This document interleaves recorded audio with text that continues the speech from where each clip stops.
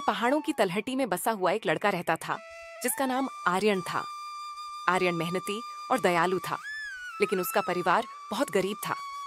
इकट्ठा कर रहा था तो उसे एक चमकता हुआ अजीब सा बीज मिला।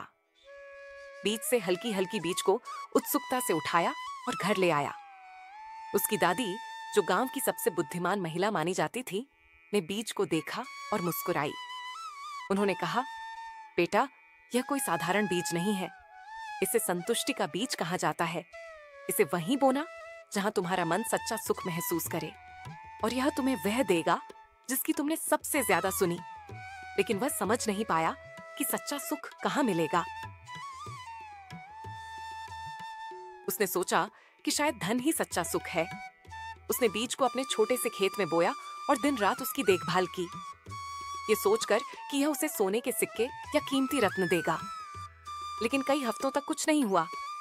एक दिन गांव में भयंकर बाढ़ आ गई। नदियां उफन गई और कई घर बह गए। गांव वाले असहाय थे। आर्यन ने देखा कि उसकी दादी और पड़ोसी अपने घरों को बचाने के लिए संघर्ष कर रहे थे।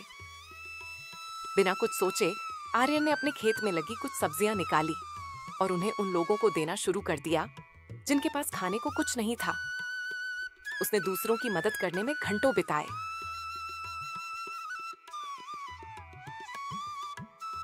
बिना किसी लौटा तो उसने देखा कि उसके खेत में, जहां उसने वह चमकता हुआ बीज बोया था, एक विशाल हरा भरा पेड़ उग आया था।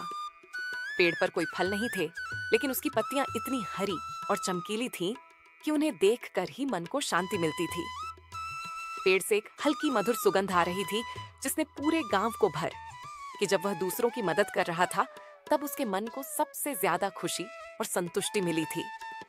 उसे समझ आया कि संतुष्टि का बीज धन नहीं, बल्कि आंतरिक खुशी, परोपकार और दूसरों के लिए कुछ करने की भावना थी।